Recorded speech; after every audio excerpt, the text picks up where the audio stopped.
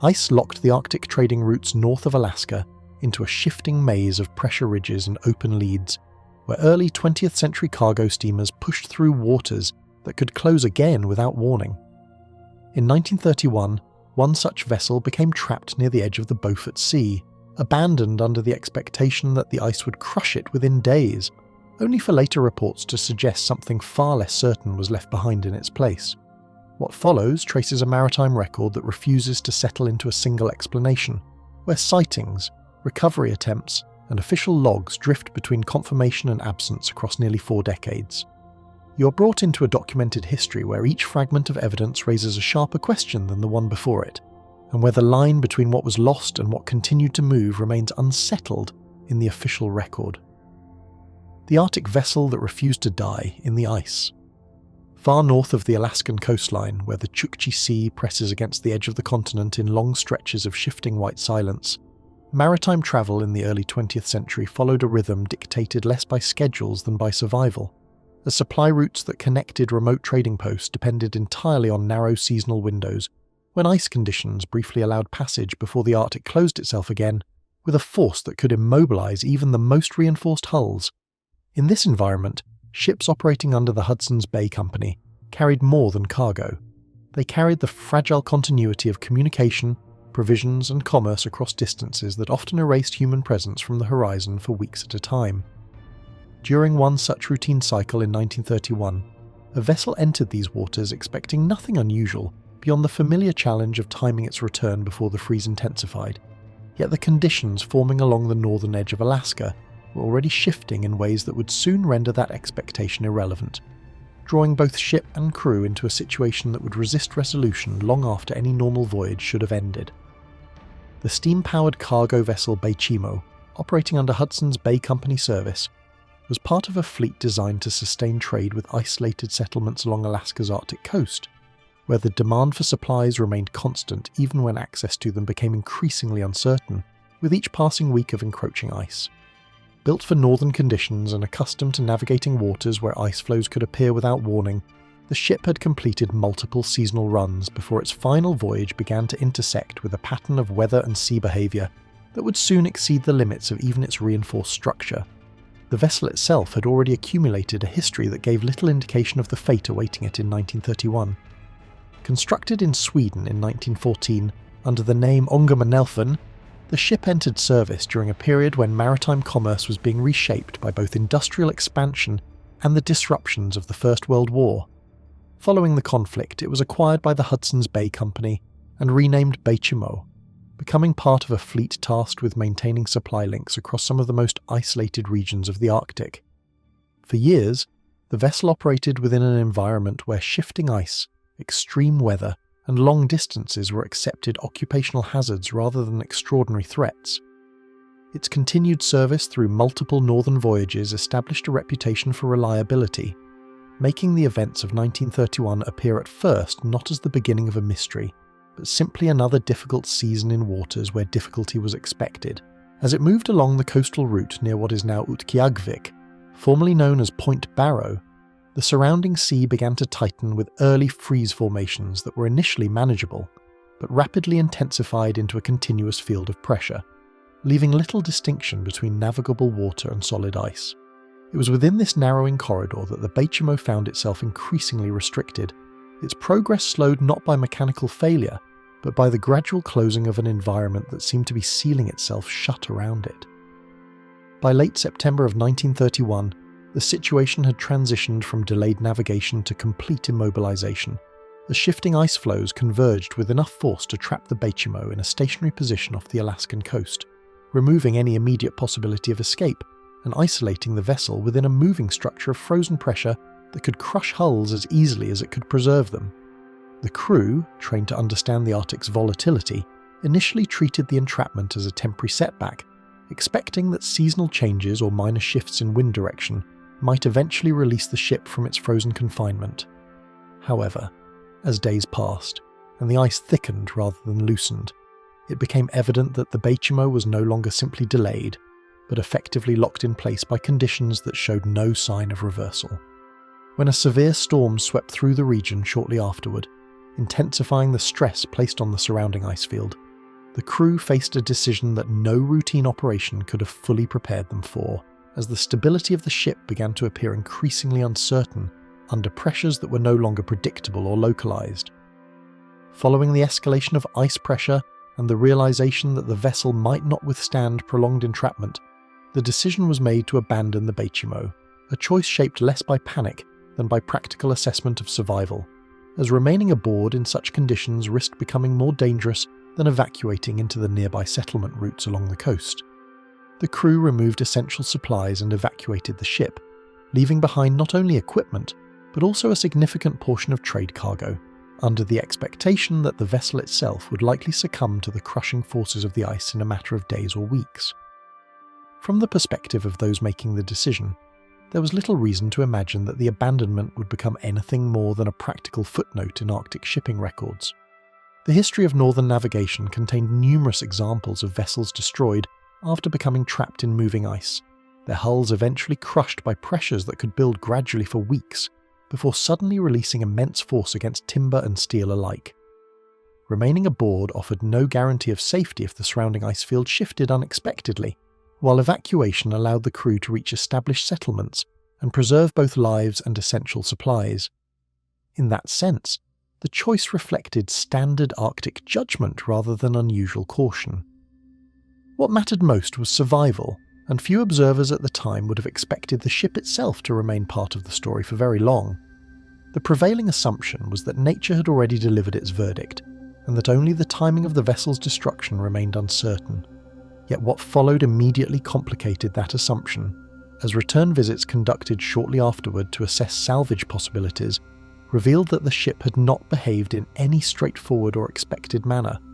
Instead of collapsing under pressure, it remained intact within the ice field, its hull still structurally visible and surprisingly stable, despite conditions that were widely regarded as sufficient to destroy similar vessels. This unexpected persistence introduced the first disruption in what had been assumed to be a concluded event, suggesting that the Arctic environment was not only trapping the ship, but preserving it in a condition that defied the anticipated outcome. In the weeks that followed, attempts to recover the cargo led to further observations that complicated the understanding of the vessel's fate, as members of the Hudson's Bay Company returned multiple times to retrieve supplies and found the Beaufort still present, partially embedded but not destroyed, its position altered slightly by ice movement, yet still recognizable as structurally intact. Temporary camps were established nearby to facilitate salvage operations, and during brief periods when weather and ice alignment allowed access, portions of the cargo were successfully removed, reinforcing the expectation that the ship would eventually either be fully salvaged or finally lost to structural failure. However, each return revealed a shifting situation, as the surrounding ice field gradually changed configuration, sometimes placing the vessel in more accessible positions, and at other times making approach impossible, as though the ship were being carried along by a system of movement that operated independently of any human attempt to stabilize or retrieve it. Over time, these intermittent encounters began to form a pattern not of a stationary wreck, but of a vessel that remained strangely active within a frozen landscape that was itself in constant slow motion. As winter conditions fully established themselves across the region, reports began to emerge that the Beaufort was no longer fixed in a single location, but appeared to drift within the ice, carried by shifting formations that moved unpredictably along Arctic currents, occasionally revealing the ship in open sight before concealing it again behind dense ice ridges. Observers along remote coastal areas described glimpses of a cargo steamer that seemed intact, though inaccessible, appearing briefly in channels or openings where no vessel was expected to survive, only to vanish again without leaving any clear trace of direction or destination. These sightings, recorded sporadically by traders and local inhabitants familiar with the sea ice patterns, introduced a new dimension to the situation, as the ship was no longer simply an abandoned object, but a moving presence within a landscape that rarely permitted sustained observation. Each reported appearance reinforced the sense that the Beaufort was not resting in place, but continuing a slow, uncertain journey through conditions that should have ended its mobility entirely. Efforts to locate and recover the vessel over subsequent years proved increasingly difficult, as Hudson's Bay Company organised additional expeditions that were repeatedly thwarted by the unpredictable behaviour of Arctic ice. which rendered navigation inconsistent and often erased any physical trace of the ship's most recent position. Even when sightings were reported with relative confidence, the delay between observation and response was enough for the ice to shift dramatically, carrying the vessel beyond reachable range or concealing it beneath formations that made direct access impossible. The persistence of these failed recoveries contributed to a growing awareness that the Beaufort was operating within a system far more dynamic than initially assumed, where survival was not a matter of resistance against ice, but adaptation to its continuous movement. Over time, the ship became less a recoverable asset and more an unresolved presence within the Arctic environment, existing in a state that blurred the distinction between abandonment and ongoing existence. Across the following decades, intermittent sightings continued to surface, often separated by years, as isolated reports from hunters, coastal travellers, and occasional shipping routes described glimpses of a ghost-like cargo vessel still traversing the Arctic waters in fragments of visibility that never coalesced into a consistent trajectory.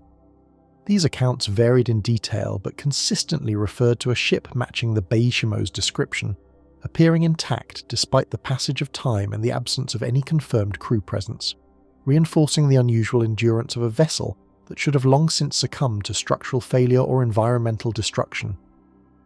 By 1969, more than 3 decades after its initial abandonment, the ship was reportedly seen once again in the region, marking the final widely acknowledged observation of its presence within Arctic waters and confirming an extraordinary span of approximately 38 years in which the vessel remained intermittently visible despite having no recorded command or operational control. With no definitive conclusion to its trajectory and no recovered wreckage to confirm its final fate, the Beaufort gradually transitioned from a maritime incident into a persistent historical anomaly, studied not for what it achieved in service but for what it appeared to endure after that service had ended, raising questions that extended beyond navigation into the behaviour of ice, drift, and structural survival under conditions that resist conventional explanation.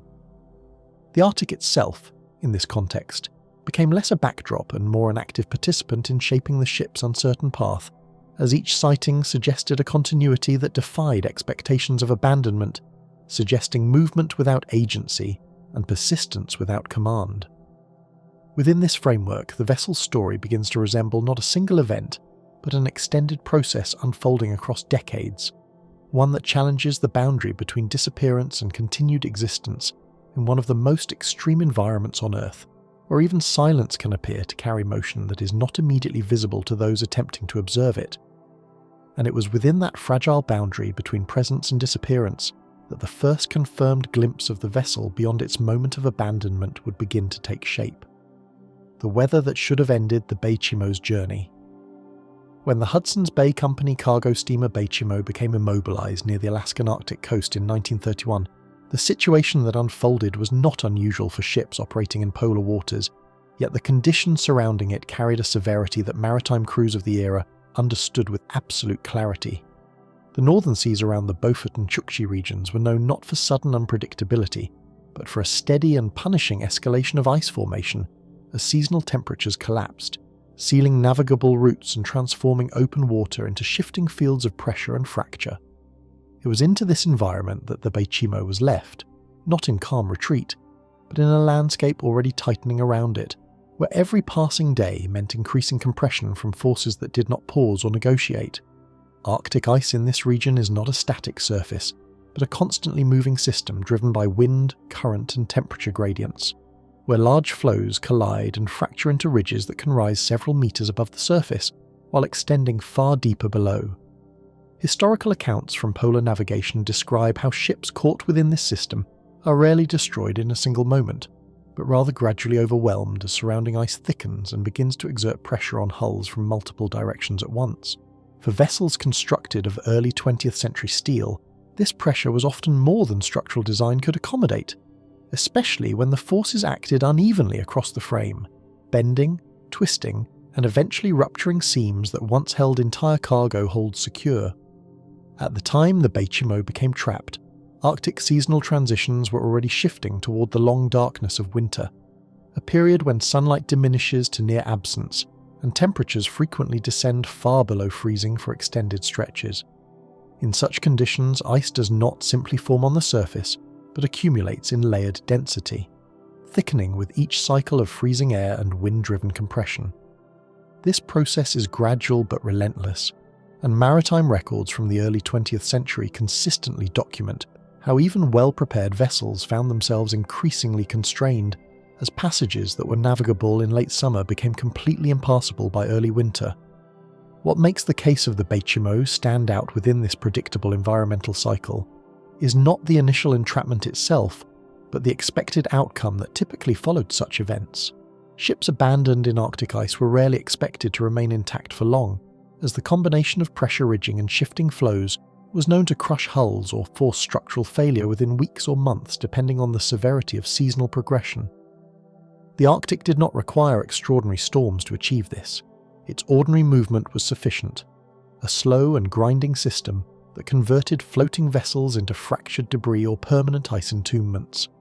As winter deepened, the region surrounding Alaska's northern coastline entered a phase where ice coverage expanded outward from shorelines and into deeper waters, driven by persistent winds that pushed newly formed ice into compacted formations.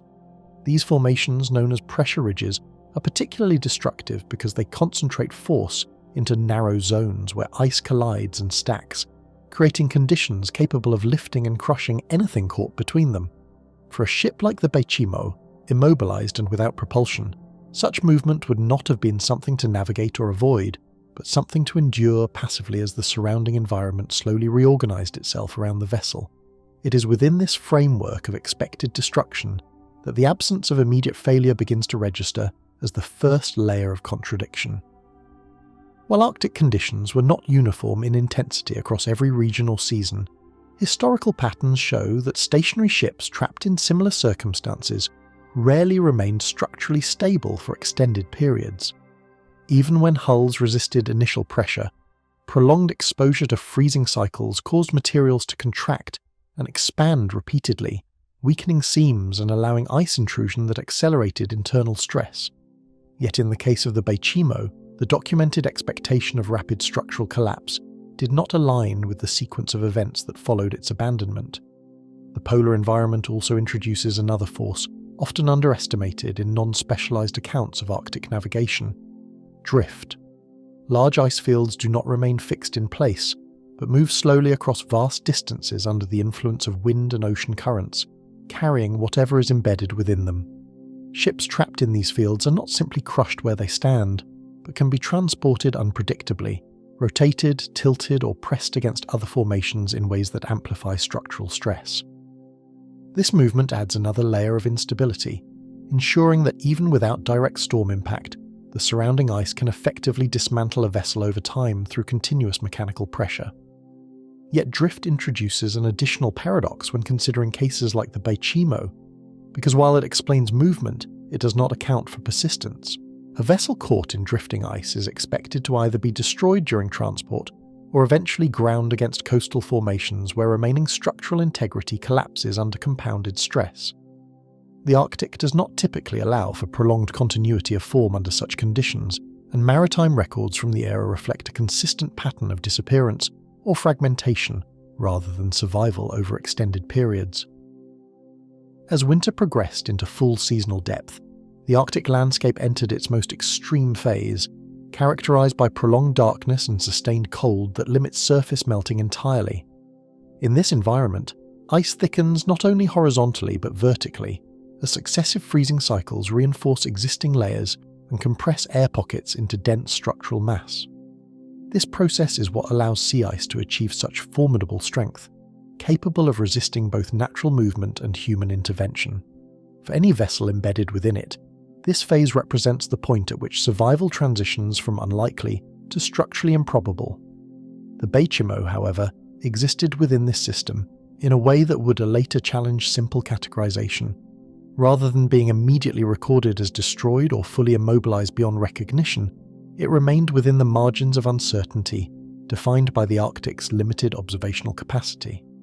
Communication in the region during the early 1930s was sparse, and verification of maritime conditions depended heavily on intermittent reports from isolated communities, traders, and occasional expeditions. This created a gap between environmental expectation and documented outcome, a space where certainty was difficult to maintain even under normal circumstances. Even so, the environmental forces themselves remained consistent in their behaviour. Ice continued to expand, winds continued to shift pressure fields across the sea surface, and temperatures continued to reinforce structural rigidity within the frozen expanse. There was no deviation in the natural mechanisms that governed the region, only the persistent implication that within these mechanisms, something did not align with expected results. The Arctic did not change its behaviour, yet the anticipated conclusion of that behaviour did not present itself in the way historical precedent would suggest. By the time seasonal conditions reached their peak severity, the Beijimo had already entered a state that most maritime observers would have classified as terminal, not because of a single catastrophic event, but because of the accumulation of forces that normally lead to structural failure. In Arctic history, it is this accumulation that defines the end of most trapped vessels, where individual pressures become indistinguishable from total environmental dominance. The absence of such a resolution in this case introduces a subtle but persistent tension within the historical record. What remains most striking in retrospect is not the violence of the Arctic itself, but the predictability of that violence, and how closely documented environmental behaviour aligned with outcomes in nearly every comparable case. The Arctic was not a place of randomness but of repetition, where similar conditions produce similar results across decades of observation. It is precisely this consistency that makes any deviation from expected outcomes difficult to dismiss as coincidence, because the system itself rarely allowed for prolonged exceptions once the process of entrapment had begun. In that sense, the weather surrounding the Beijimo was not unusual, nor was it anomalous in recorded intensity, but rather entirely consistent with the established environmental patterns of the region. And yet within that consistency, a single outcome failed to present itself in the way it should have, leaving behind a record defined not by what the Arctic did differently, but by what it was expected to have completed and did not. The ice continued to move as it always had, and the winter continued its slow expansion across the sea. But somewhere within that unfolding certainty, the outcome that should have followed quietly failed to take shape, leaving only the question of what was already beginning to move beyond the limits of expectation. The first glimpse of a ship that should no longer exist. Beyond the moment when the ice held its final claim over the abandoned vessel, the surrounding Arctic waters continued shifting in silence that offered no immediate indication that anything had changed at all, as if the environment itself had absorbed the absence of human presence without registering it as a meaningful disruption to its slow and persistent motion. In the region off the northern coast of Alaska, where sea ice forms not as a static barrier, but as a constantly reconfiguring system driven by wind, temperature, and current, the passage of time after the abandonment did not produce any immediate clarity regarding the fate of the Beijimo, only a widening uncertainty shaped by conditions that made direct observation increasingly difficult. What followed was not an immediate revelation or discovery, but a gradual unfolding of fragmented awareness, where the ship's continued existence could only be inferred through irregular and often delayed points of contact, each one separated by distance, time, and the limitations of Arctic visibility.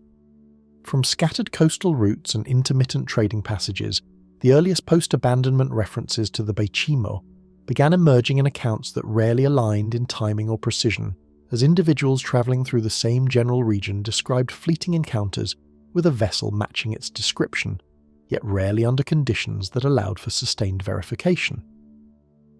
These observations came from hunters, traders, and occasional supply expeditions moving between isolated settlements where the horizon could shift from open water to dense ice fields within hours, making any visual confirmation inherently unstable.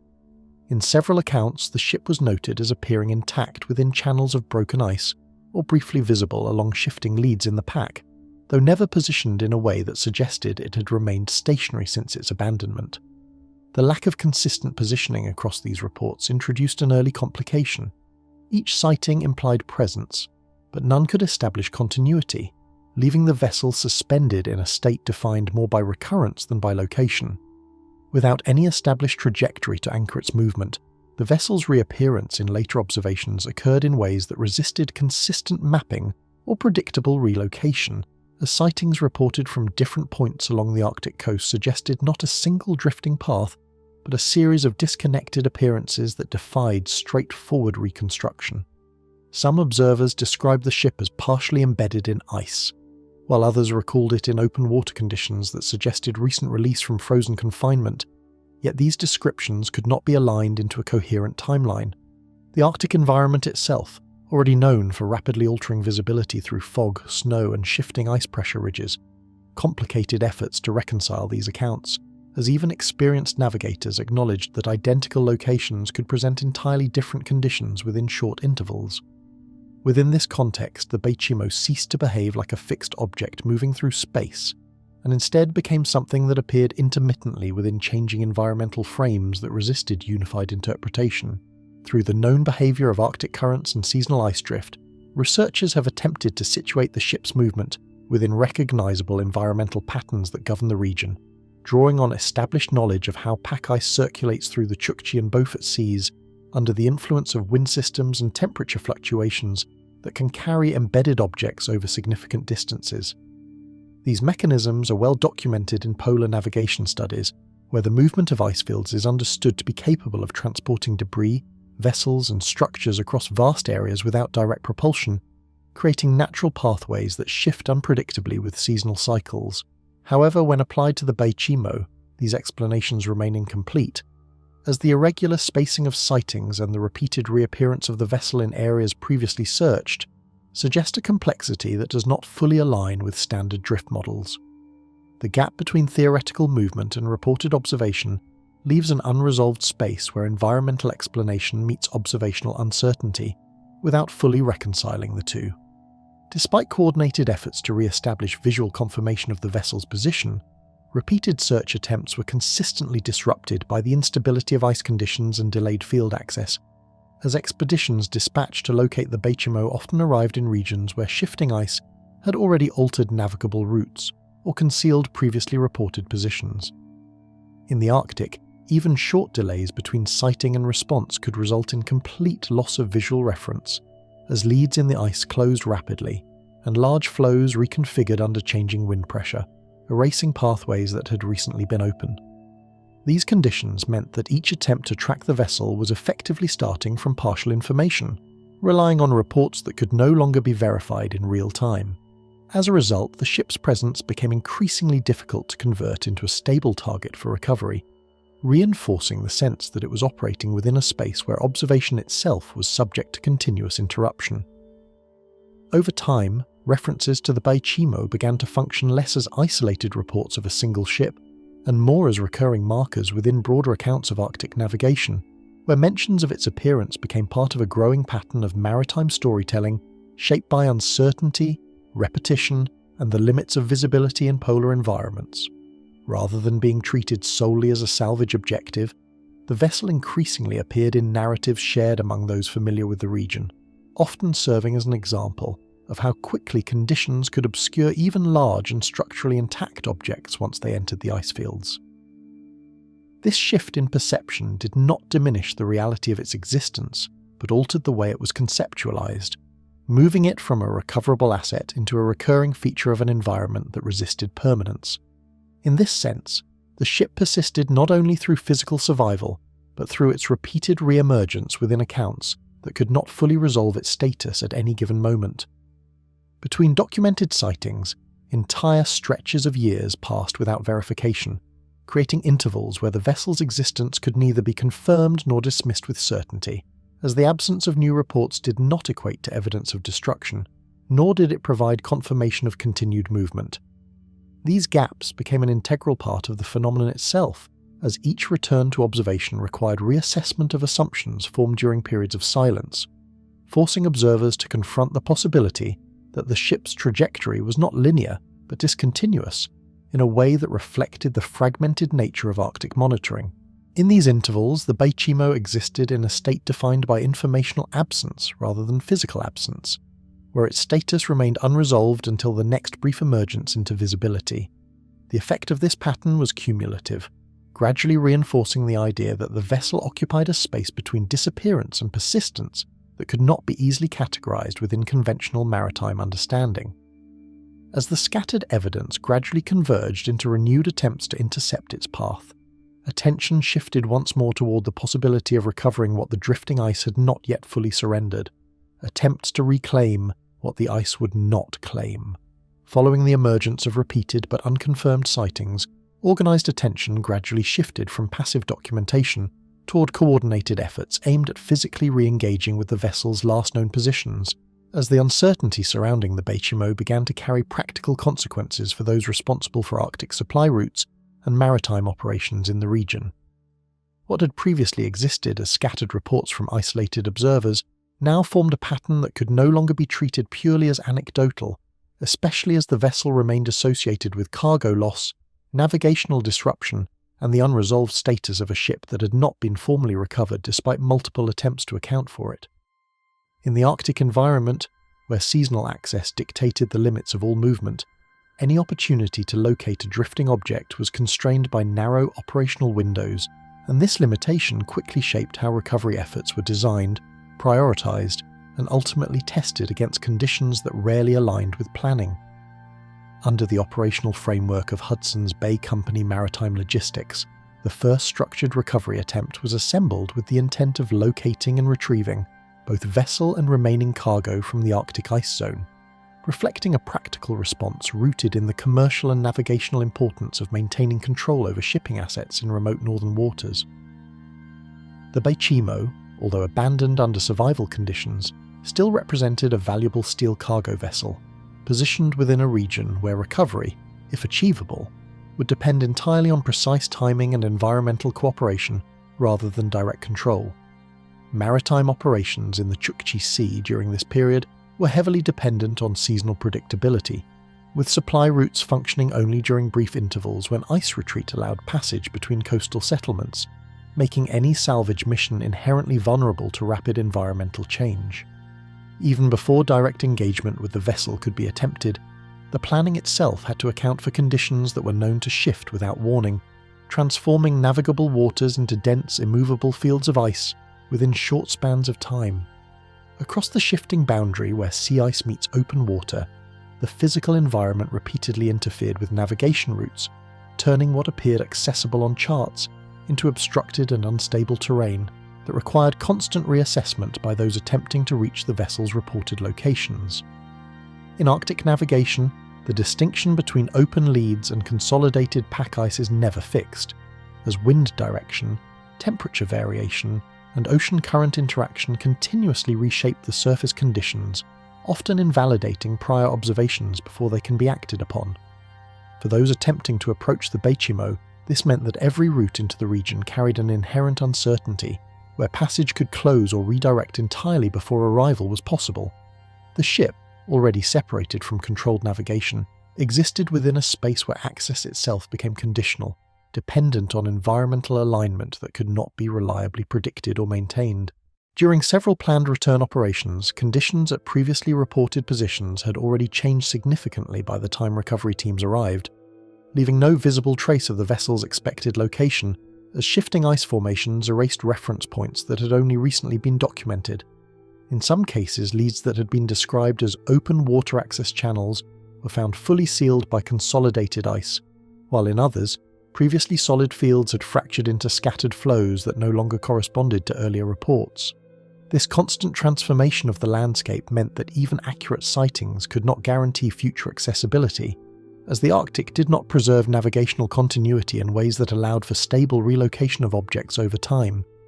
Each return to a reported position therefore required reorientation from the beginning, as if the environment itself had rewritten its own map between observation and arrival.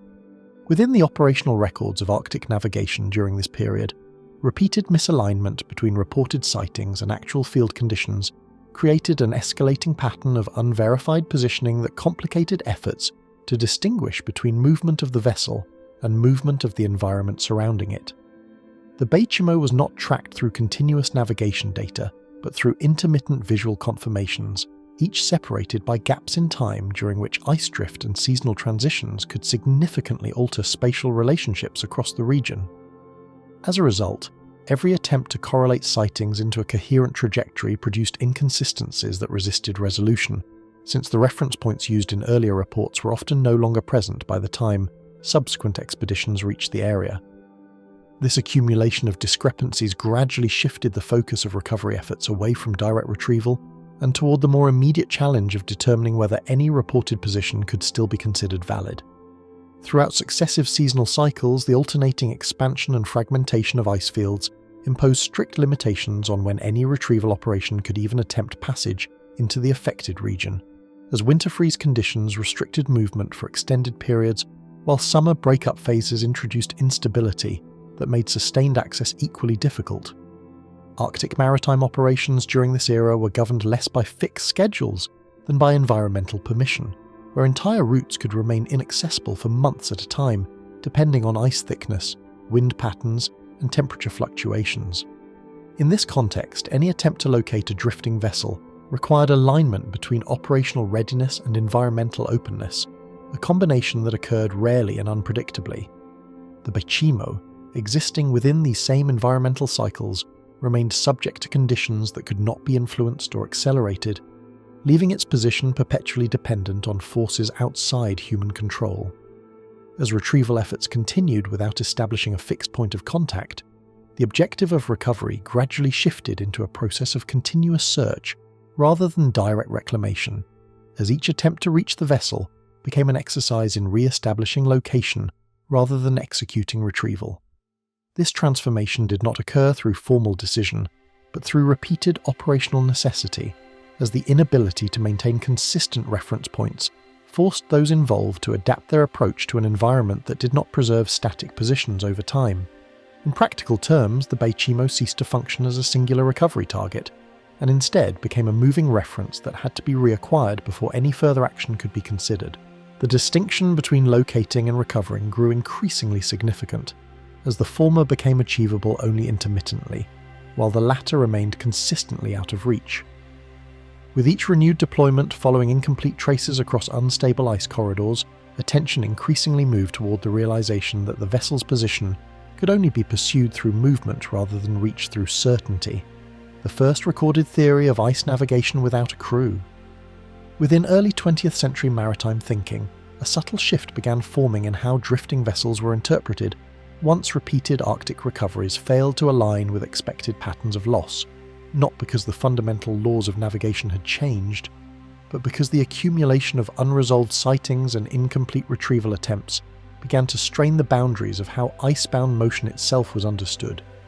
The Beaufort, already established in reports as a vessel that resisted immediate destruction in conditions that typically dismantled stranded ships, became part of a growing reference point in technical discussions where observation outpaced explanation, and where recorded movement seemed to persist even in the absence of direct control. What made this shift particularly significant was not a single discovery or breakthrough, but the gradual realization among those familiar with Arctic operations that certain patterns of drift appeared to repeat in ways that were difficult to reconcile with the randomness expected from wind-driven ice systems.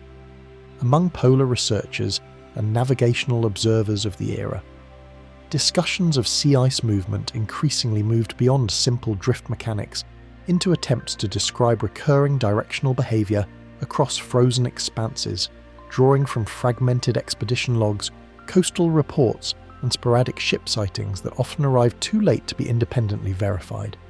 These discussions did not propose that ice itself possessed intention, but rather that the interaction between ocean currents, wind corridors, and seasonal compression might produce formations that gave the appearance of structured pathways under specific conditions. In this context, ships like the Beaufort were no longer treated solely as isolated cases of abandonment, but as data points within a broader and still poorly understood system of polar motion that resisted clean categorization. Through scattered technical reports and informal maritime exchanges, the idea emerged that certain ice-locked ships might appear to follow structured pathways even when no crew remained aboard to influence their course, a notion that developed cautiously within observational language rather than formal doctrine. The term navigation itself was used loosely in these early interpretations, not to imply control or agency, but to describe the uncanny consistency with which some drifting vessels were later reported in locations that seemed aligned with earlier movement trajectories. In the absence of continuous tracking technology, these patterns were reconstructed retroactively, often relying on testimony from remote communities and intermittent naval records that could not always confirm continuity between sightings. Against established oceanographic understanding, which defined Arctic currents as broad and non-directional systems governed by wind and seasonal pressure, these early interpretations struggled to find a stable scientific foundation, particularly because prevailing models emphasized dispersion rather than convergence in drifting ice fields. Oceanographers of the period generally described sea ice movement as a product of large-scale environmental forces that lacked the precision required for directional repetition, and any suggestion of structured pathways was typically attributed to coincidence or incomplete observation rather than systematic behaviour.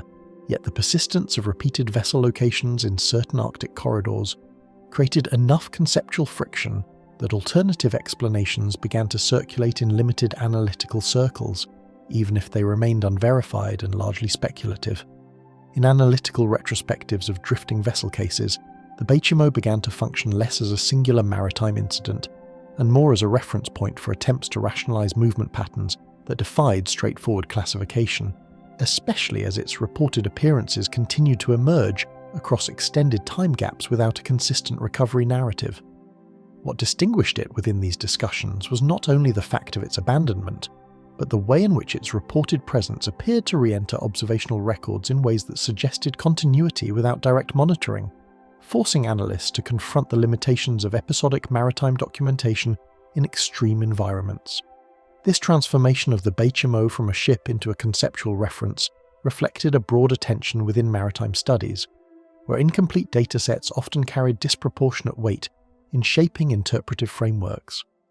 As theoretical debate continued without measurable validation, the proposed concept of navigation without intent remained suspended between scientific curiosity and interpretive uncertainty, never achieving consensus among maritime authorities, partly because no controlled mechanism existed to verify whether observed patterns represented true directional consistency or simply the illusion created by fragmented reporting across vast and inhospitable distances.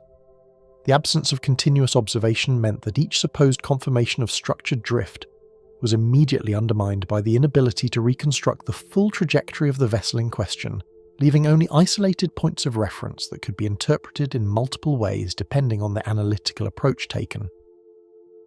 In this unresolved space, the idea persisted not as an accepted theory, but as a recurring question embedded within discussions of Arctic unpredictability and observational limits.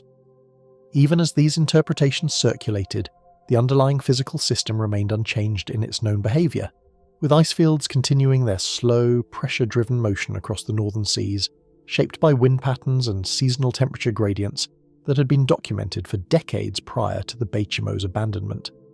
The difficulty lay not in the absence of known mechanisms, but in the inability of those mechanisms to fully account for the way certain drifting objects appeared to re-emerge in ways that suggested continuity beyond immediate observation. This gap between physical explanation and recorded sequence became the quiet centre of the theory, not because it implied new laws of motion, but because it exposed how incomplete visibility could reshape interpretation itself. As more fragmented accounts accumulated over time, the conceptual boundary between observed drift and inferred trajectory began to blur, particularly in regions where Arctic conditions prevented sustained monitoring and where verification depended heavily on delayed or second-hand reporting. Within this environment, the Beaufort's name persisted not as a fixed point of analysis, but as a recurring reference embedded within broader attempts to map uncertainty onto a system that resisted stable mapping. Each mention added another layer to a developing interpretive structure that remained permanently provisional, always subject to revision as new but equally incomplete information emerged. Ultimately, what emerged from these early theoretical discussions was not a unified explanation, but a recognition of the limits inherent in reconstructing movement through fragmented observation, especially in environments where continuity could not be guaranteed. The idea of structured drift without intent remained an unresolved construct, shaped as much by the absence of complete data as by the presence of repeated but unverified sightings that refused to align neatly with existing models. In this sense, the theory existed less as a conclusion than as a reflection of the difficulty in distinguishing pattern from coincidence when the ocean itself offered only intermittent testimony. Even as the discussion faded into unresolved interpretation, the recorded paths of the drifting vessel continued to reappear in fragments that suggested movement still unfolding beyond the reach of explanation. A vessel without command in a moving frozen sea. In the aftermath of fading retrieval efforts, observational focus gradually shifted away from structured operations and dispersed into scattered accounts, emerging independently across the Arctic region, where information about the Beichimo no longer travelled through a single coordinated channel, but instead appeared in fragments carried by isolated communities, seasonal travellers, and maritime routes that rarely overlapped in timing or visibility. What had once been a matter of organised recovery attempts anchored in specific coordinates was now replaced by a more uncertain form of awareness, in which the vessel seemed to exist less as a fixed objective and more as a recurring presence that surfaced only when conditions briefly aligned between human passage and environmental openness. In this transition, the Arctic itself became less a setting for pursuit and more a medium through which incomplete observations were continuously filtered, reshaped, and redistributed across vast distances. From remote coastal settlements positioned along seasonal Arctic routes, intermittent reports began describing brief and uncertain appearances of a familiar but unanchored vessel moving through nearby waters, often in conditions where visibility was limited by drifting ice haze, low light, or rapidly shifting weather patterns that could obscure objects at distance with little warning. These accounts did not originate from a single source or coordinated expedition, but from multiple points along the northern coastline, where local observation of maritime movement remained essential for survival and supply awareness. In several instances, the vessel was described only in passing, noted between other navigational observations, suggesting that its presence was not always the central focus of the report, but something that registered briefly before disappearing again into environmental instability. This pattern of partial recognition created a growing sense that the ship was not remaining in place long enough to be fully documented, yet not absent long enough to be dismissed entirely. Without any confirmed continuity between sightings, the vessel was repeatedly described in states that suggested structural integrity, despite the absence of any recorded crew or control, a condition that placed it outside normal expectations of maritime operation, where movement and maintenance are directly tied to human presence. Reports consistently failed to establish whether the ship was actively navigating, drifting passively, or being carried through ice-altered channels that temporarily revealed its form before concealing it again. The absence of consistent verification meant that each observation stood alone, disconnected from the next, forcing later interpretations to rely on comparison rather than direct tracking. Within this fragmented observational field, the Beichimo became less a single continuous entity, and more a series of momentary confirmations that suggested persistence without demonstrating how that persistence was maintained. Across geographically separated observation points, accounts of the ship emerged in locations that made direct chronological movement difficult to establish with certainty, as sightings recorded in one region did not logically align with those reported elsewhere within comparable timeframes. The Arctic environment, characterized by long distances between coastal settlements and the absence of continuous surveillance, meant that even accurately reported positions could not guarantee meaningful correlation once time and ice movement intervened. This created a situation where the vessel appeared to occupy multiple potential trajectories simultaneously, not because it was observed doing so directly, but because the gaps between observations were too large to reconstruct a single coherent path. As a result, each reported appearance contributed to a growing map of uncertainty rather than a navigational record. Within maritime documentation and auxiliary shipping records, indirect references to an unidentified drifting vessel occasionally aligned with descriptions matching earlier observations, though these mentions often appeared secondary to primary logistical reporting and were not always recorded with investigative intent. In the context of Arctic navigation, such indirect references were not uncommon, as vessels occasionally noted unexpected objects or hazards encountered during seasonal routes, but the recurrence of similar descriptions in relation to the same abandoned ship introduced a pattern that drew increasing attention over time. These references did not provide continuous tracking data, yet they reinforced the idea that the vessel was still being encountered in motion, rather than remaining fixed in any single known location. The accumulation of these fragmented records contributed to a broader understanding that the ship's presence was not isolated to one area of the Arctic, but distributed across multiple observational points. Through established principles of Arctic drift mechanics and seasonal ice circulation, attempts were made to interpret the vessel's apparent movement within known environmental systems, drawing on the understanding that pack ice in the Chukchi and Beaufort regions is subject to continuous reshaping under wind influence, temperature variation, and ocean current interaction. These forces are capable of transporting embedded objects across significant distances over time, and in principle, could account for the relocation of a vessel caught within shifting ice fields. However, when applied to the pattern of reported sightings, these explanations introduced as many uncertainties as they resolved, particularly in cases where the vessel appeared in areas previously observed and then absent without clear directional consistency. The environmental model provided structure, but the observational irregularity resisted full alignment with predictable drift behaviour. Over time, the accumulation of irregular sightings began forming a broader pattern in which the vessel appeared less as a tracked object and more as a recurring presence within Arctic waters, emerging at intervals that suggested persistence through discontinuity rather than continuity of movement. Each appearance, regardless of location, reinforced the perception that the Beichimo was not being followed in the traditional sense of maritime tracking, but encountered repeatedly in separate moments that could not be seamlessly connected. This shift in perception gradually altered how the vessel was conceptualized within Arctic observation networks, moving it away from the category of recoverable maritime property and closer to that of an intermittent phenomenon embedded within the region's environmental rhythm. The result was not resolution, but an expanding field of unresolved encounters that continued to redefine the boundaries of what could be reliably confirmed. Scattered accounts from distant waters eventually began intersecting with earlier maritime records from unrelated voyages, redirecting attention towards similar cases in which ships were later found intact, despite the absence of those who once sailed them. When distance turned sightings into evidence that could not be verified. What began as minor inconsistencies between reported positions and physical confirmation gradually widened into gaps that no single observational chain could fully reconcile across the northern routes, not because the reports themselves were absent, but because the distance between where information was gathered and where it could be verified continued to expand beyond the practical limits of coordinated maritime awareness.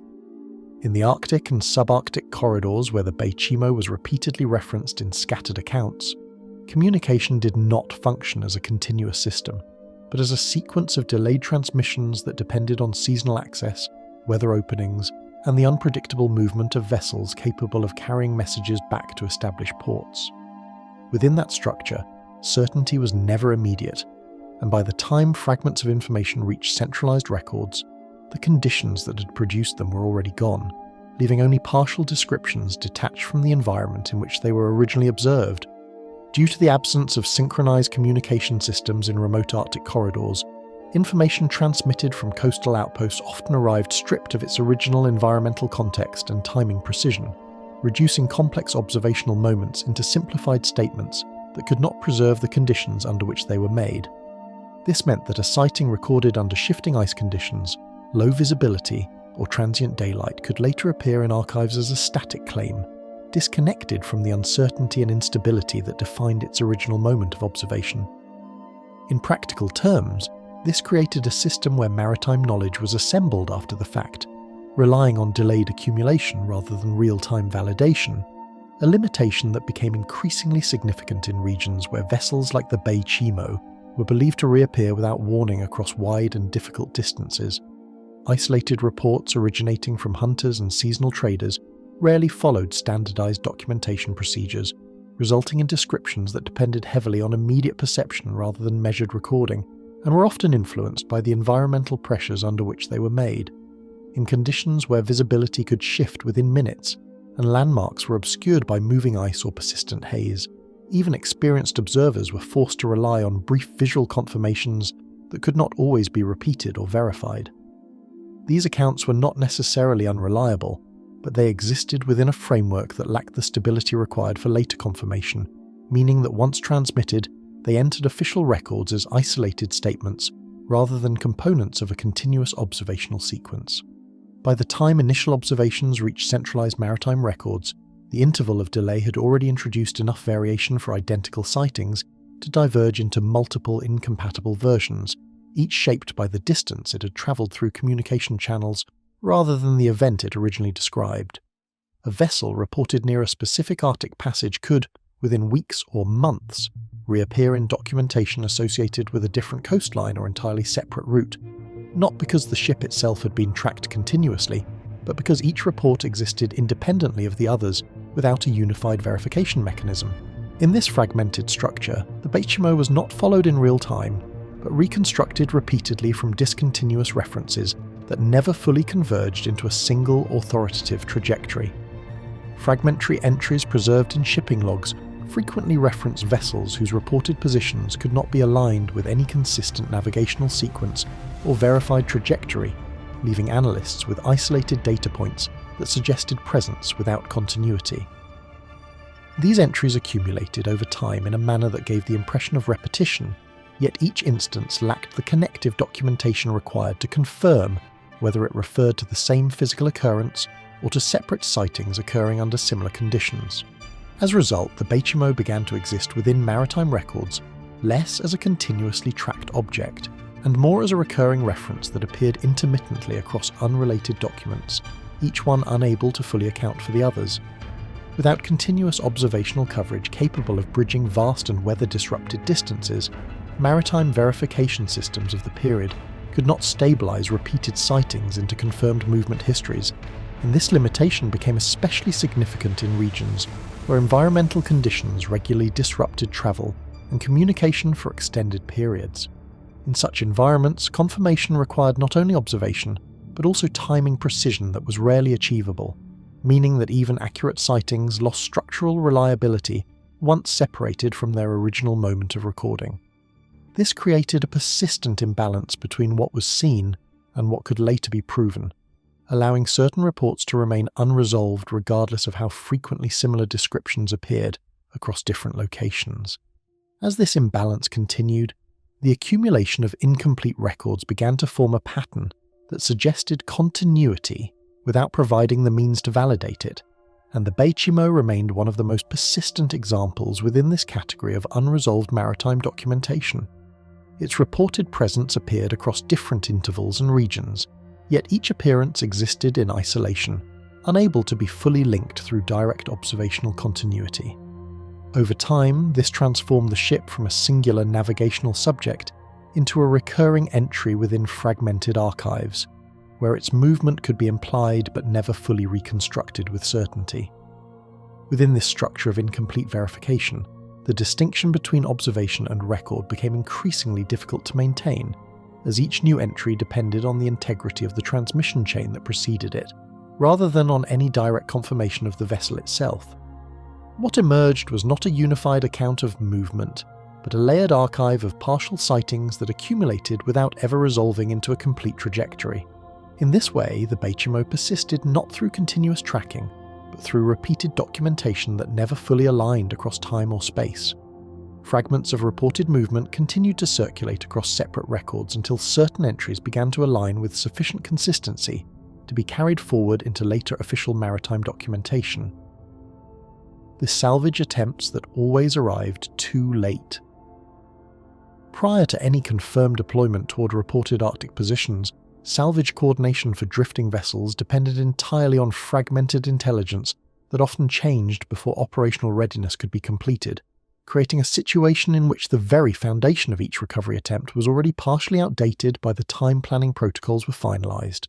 In the case of the Beichimo, this structural limitation was not an occasional obstacle, but a defining condition of every organized effort to locate and recover the vessel, as reports of its position emerged from remote Arctic corridors where environmental stability and communication reliability could not be guaranteed at the same time. What appeared in centralized maritime records as actionable intelligence was often the final stage of a much longer and more unstable chain of observation, transmission, and interpretation that began in conditions far removed from the controlled environments in which salvage decisions were made.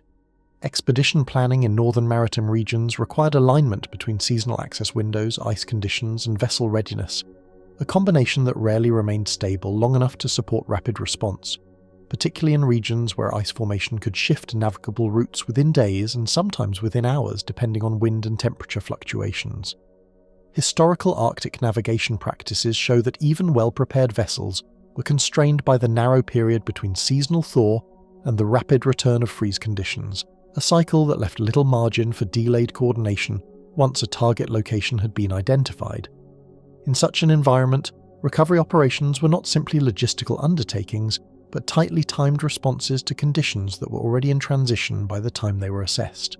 By the time coordinated teams received validated sightings of the Beichimo's approximate location, the temporal gap between observation and mobilization had already introduced uncertainty into every navigational calculation, reducing what might have been a precise coordinate into a shifting estimate dependent on weather, drift patterns, and ice movement. This delay was not the result of error in a single system, but the cumulative effect of multiple independent stages of communication, each introducing slight variations that compounded over time. As a result, the vessel's reported position existed in two states simultaneously within operational planning, one as a recorded fact in dispatch logs, and another as a potentially altered reality shaped by the passage of time between report and response. Upon arrival at previously reported coordinates, search parties frequently encountered environments that no longer reflected the conditions described in earlier transmission records or visual confirmations, with ice formations restructured by wind and current into configurations that obscured any clear trace of prior vessel presence. In Arctic maritime conditions, such transformation is not unusual, as drifting ice fields continuously reorganize under environmental pressure, erasing surface indicators that might otherwise assist in tracking recent movement. This meant that even when expeditions reached the correct general region, the absence of stable reference points made it nearly impossible to determine whether a vessel had recently passed through or had already moved beyond the search perimeter. Repeated recovery efforts followed a consistent operational pattern in which logistical preparation outpaced environmental accessibility, only to be reversed by shifting ice routes and delayed reporting cycles, creating a recurring mismatch between readiness and opportunity that defined every stage of attempted interception. Each mission began with the assumption that the target vessel would remain within a reachable corridor long enough to allow for arrival, but Arctic conditions rarely maintained such stability across the time required for mobilization. Instead, the environment itself functioned as a constantly shifting boundary that altered potential access routes before they could be fully traversed, ensuring that even accurately planned operations face structural disadvantages upon execution. In practical maritime terms, interception of drifting Arctic vessels required synchronization between movement, communication, and environmental stability that rarely occurred simultaneously within the same operational window, particularly in regions where ice drift could alter vessel position significantly between observation and response. This lack of synchronization did not indicate a failure of planning, but rather the inherent difficulty of operating within a system where all three variables operated independently of one another. The Beichimo, as a recurring subject of these efforts, became embedded within this structural limitation, not as an exception to operational expectations, but as a consistent example of how timing disparities alone could determine the outcome of maritime recovery attempts. Over time, the accumulation of unsuccessful interception efforts created a pattern that was not defined by a single point of failure, but by the repetition of delayed arrival across multiple independent attempts, each separated by different environmental and logistical conditions, yet unified by the same temporal disadvantage. In each case, the vessel was not confirmed absent due to destruction or recovery, but due to the inability to establish overlap between its reported presence and the moment of physical arrival. This distinction became central to understanding why the Beichimo continued to appear in records without ever being captured within a verifiable operational encounter. Even after successive attempts ceased to yield a fixed point of contact, later maritime entries continued to reference a vessel whose recorded positions aligned closely enough to sustain its presence within official navigational archives. The psychology of a ship that should no longer be there. Perceptual responses to repeated but unresolved maritime observations began to shift subtly among those responsible for interpreting Arctic field reports, even when the underlying data remained unchanged, not because the events themselves evolved, but because repeated exposure to similar yet unconfirmed patterns gradually altered the way those patterns were internally categorized and prioritized within maritime understanding. In the case of the Beaufort, this shift did not occur through a single decisive report or institutional decision, but through the slow accumulation of repeated references that appeared across different regions and time intervals, each one carrying enough familiarity to be recognized, yet lacking enough continuity to be definitively connected. Over time, this created a condition in which the ship existed less as a single, tracked object, and more as a recurring interpretive element embedded within fragmented observational systems. Recurrent exposure to unverified sightings gradually influenced how observers anticipated the likelihood of similar reports emerging from distant coastal regions, especially in environments where isolated communities frequently communicated maritime activity through delayed and indirect channels. In such settings, expectation was not formed from direct observation alone, but from repeated encounters with incomplete information that nonetheless followed recognizable patterns of description. This did not imply belief in the accuracy of every report, but rather the development of a cognitive readiness to encounter similar structures of uncertainty, where the distinction between novelty and repetition became increasingly difficult to maintain across time. The Beaufort, as it continued to appear in scattered accounts, became part of this anticipatory framework, not as a confirmed presence, but as a recurring possibility embedded within interpretive routines. Documentation practices within maritime archives started to reflect an adjustment in language, where certainty was increasingly replaced by conditional phrasing in response to unresolved entries, particularly in cases where sightings could not be independently verified within a consistent timeframe. This shift did not occur abruptly, but emerged gradually as record keepers attempted to preserve observational integrity while acknowledging the limitations imposed by delayed reporting and environmental disruption. Terms associated with direct confirmation gave way to expressions that emphasized probability, proximity, or reported presence, creating a linguistic structure that allowed uncertain observations to remain in official records without requiring full validation. Within this evolving documentation style, references to drifting vessels such as the Beaufort began to occupy a category defined less by physical confirmation and more by recorded recurrence. Conceptual categorization of repeatedly reported but unconfirmed vessels introduced a new interpretive layer in which absence itself became a recognizable feature of record keeping, not as a void, but as a recurring condition that could be anticipated within certain maritime contexts. This did not transform absence into evidence of anything beyond itself, but it did establish a framework in which missing confirmation became structurally familiar, especially in regions where environmental conditions routinely disrupted continuous observation. The Beaufort's repeated reappearance in fragmented reports contributed to this shift by reinforcing the idea that lack of confirmation did not necessarily eliminate a vessel from consideration, but instead repositioned it within a different category of observational uncertainty. Over time, this created a subtle but persistent reorientation in how maritime data was organized and interpreted. Shared interpretive frameworks among geographically separated observers began to reinforce a consistent mental model of persistence despite the lack of continuous physical verification, as similar descriptions appearing across distant regions encouraged the assumption that certain maritime phenomena could exist in a state of intermittent visibility. This was not the result of coordinated interpretation, but rather the convergence of independent accounts that, when viewed collectively, suggested continuity where none could be directly demonstrated. In this way, the Beaufort became embedded within a distributed interpretive structure, where its presence was inferred through repetition rather than confirmed through sustained observation, allowing it to persist as a conceptual reference across multiple maritime contexts. Long-term accumulation of unresolved references eventually produced a stabilized form of uncertainty that persisted within maritime discourse as an accepted but unverified informational state, neither fully integrated as confirmed fact nor dismissed as isolated error. This stabilization did not resolve the ambiguity surrounding the vessel, but instead formalized it, allowing the Beaufort to remain present within records as a consistent yet unverified element of maritime history.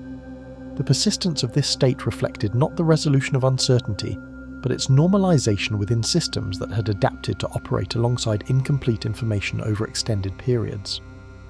Unresolved references continued to circulate through official maritime memory in a form that remained consistent enough to be preserved, even without ever resolving into a confirmed physical conclusion. The ocean routes that seemed to reappear on their own, archival aggregation of maritime sighting reports, eventually revealed recurring positional entries that appeared to align across distant and otherwise unconnected Arctic records, not because those records were originally intended to form a coherent map, but because later compilation efforts placed isolated observations into shared frameworks that allowed spatial comparison across time periods that had never been contemporaneously connected. In the case of the Beaufort, this meant that references originating from separate expeditions, seasonal trading routes, and coastal observations began to occupy the same analytical space once they were transferred into centralized maritime archives, where positional data could be examined collectively rather than as independent and context-bound statements. What emerged from this process was not an immediate discovery of structure, but a gradual recognition that repetition in location data could produce the impression of continuity, even in the absence of any verified navigational link between individual sightings. Geographic comparison of independently recorded observations began to suggest overlapping trajectories, even though no continuous navigational tracking had ever been established between them, creating a situation in which spatial interpretation depended entirely on retrospective alignment rather than real-time observation. This form of comparison was only possible once sufficient records had accumulated across multiple reporting cycles, allowing analysts to place separate entries into shared geographic reference systems that did not exist at the time of the original sightings. Within these reconstructed frameworks, certain Arctic corridors appeared to contain repeated references to the Beaufort's presence, not as a confirmed continuous route, but as a pattern inferred from the recurrence of similar positional markers across unrelated documentation. The difficulty lay in determining whether these alignments reflected meaningful repetition, or whether they were simply the result of selective visibility within incomplete historical data. Spatial clustering within historical maritime documentation led some analysts to organize fragmented sightings into provisional corridor maps based solely on positional recurrence, an approach that treated repeated geographic references as potential indicators of movement pathways rather than isolated events. These provisional structures were never presented as definitive navigational records, but as interpretive tools designed to examine whether repeated appearances in similar regions could suggest underlying environmental or observational consistencies. In practice, this meant that the Beaufort's reported locations were being used not to trace its movement directly, but to explore whether patterns could be extracted from incomplete and temporally disconnected datasets. The resulting maps were inherently unstable, shifting in form as new entries were incorporated or reinterpreted within evolving archival contexts. Contradictions emerged when reconstructed pathways were compared against established oceanic drift models, which did not predict consistent directional repetition across isolated time intervals, particularly in regions where ice movement and current variability introduced significant dispersion rather than convergence. Standard interpretations of Arctic drift emphasize broad environmental influence rather than structured recurrence, meaning that any perceived repetition in vessel positioning required careful scrutiny to determine whether it reflected actual movement behavior or the limitations of observational coverage. In this context, the Beaufort's repeated appearances in similar geographic zones did not align neatly with expected drift dispersion patterns, yet neither did they provide sufficient continuity to confirm any alternative mechanism of movement. The tension between observed clustering and theoretical expectation remained unresolved within existing maritime frameworks.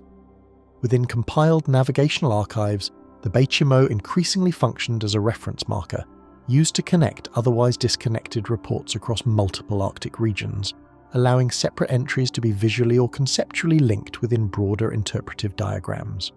This transformation did not alter the underlying uncertainty of the data, but it changed the way that uncertainty was organized, shifting it from isolated ambiguity into a distributed pattern that appeared more structured when viewed in aggregate form. As a result, the vessel's recorded presence began to operate less as a sequence of confirmed sightings and more as a recurring point of alignment within reconstructed spatial analyses. This role was not assigned through formal designation, but emerged gradually through repeated inclusion in comparative mapping exercises. Long-term review of accumulated records demonstrated that perceived route consistency depended heavily on dataset completeness, shifting whenever additional fragmented entries were introduced, which altered the apparent continuity of previously inferred pathways. In environments where historical maritime documentation remained incomplete or unevenly distributed, the addition or removal of even a small number of entries could significantly reshape the perceived structure of movement across entire regions. This instability highlighted the extent to which apparent route formation was sensitive to the limits of archival preservation rather than to any confirmed navigational continuity. Consequently, the Beichimo's presence within these reconstructed systems remained contingent on the evolving state of the records themselves rather than on any independently verifiable trajectory. As reconstructed pathways continued to evolve through successive layers of archival interpretation, they produced the impression of continuity across regions and time periods that were never originally connected through direct observation or coordinated tracking systems. Yet despite this appearance, no single pathway could be stabilized into a verified route that persisted independently of the dataset that produced it. In this way, the patterns associated with the vessel remained suspended between spatial inference and archival construction, existing as structures that appeared consistent only within the boundaries of incomplete and continuously revised historical records. Successive compilations of maritime records repeatedly produced route alignments that suggested continuity, yet none resolved into a confirmable navigational path. The boundary between disappearance and persistence. Documentation frameworks governing maritime records eventually encountered cases that could not be cleanly assigned to either confirmed loss or confirmed presence, leaving them suspended outside standard classification pathways, not because the vessels themselves occupied a different physical state, but because the available evidence failed to resolve into a category that the system was originally designed to support. In practical maritime record-keeping, entries were traditionally structured around clear outcomes such as confirmed arrival, confirmed departure, or confirmed loss, yet long-term unresolved cases like the Beichimo gradually exposed a gap in this structure where prolonged absence of verification did not logically fit into any of the established endpoints. As these entries accumulated over time, they began to occupy a liminal space within documentation systems where their status remained formally active without transitioning into closure. Terminology revisions across successive maritime record editions introduced intermediate descriptors intended to accommodate vessels that remained unverified across extended temporal spans, reflecting an institutional effort to preserve accuracy without prematurely forcing resolution. These adjustments did not alter the underlying uncertainty of the cases themselves, but they changed how that uncertainty was expressed within official records, allowing prolonged absence of confirmation to be recorded without implying either survival or destruction. In the case of the Beichimo, this meant that its recorded status could continue to exist within maritime documentation, even as direct observational evidence ceased to provide new confirmation, effectively separating administrative classification from physical verification. Over time, this separation became a necessary feature of archival systems dealing with incomplete or intermittent maritime data. Retention protocols applied to long-term maritime entries permitted certain cases to remain active indefinitely, even in the absence of any corroborating physical or navigational confirmation, ensuring that unresolved cases were not automatically removed from official record systems due to inactivity alone. This procedural approach was not designed to preserve mystery, but to maintain structural consistency within archives, where incomplete information could not be arbitrarily discarded without undermining the integrity of historical continuity. As a result, entries such as the Beichimo persisted within formal documentation, not because they were continuously observed, but because their status had never been conclusively resolved in a manner that satisfied archival closure requirements. This created a form of documented continuity that existed independently of physical tracking. Evolving record-keeping practices reflected an increasing reliance on procedural continuity, allowing incomplete entries to persist without resolution, while still occupying formal documentation space, effectively transforming absence of confirmation into a manageable and recorded condition, rather than a temporary gap awaiting resolution. This shift did not suggest that unresolved cases were treated as confirmed entities, but rather that they were acknowledged as structurally persistent uncertainties that required stable representation within archival systems. In this context, the Beichimo functioned as a long-duration reference case that remained accessible across successive documentation updates, not due to ongoing sightings, but due to its unresolved classification status. The system adapted not by resolving the uncertainty, but by accommodating it as a stable informational category.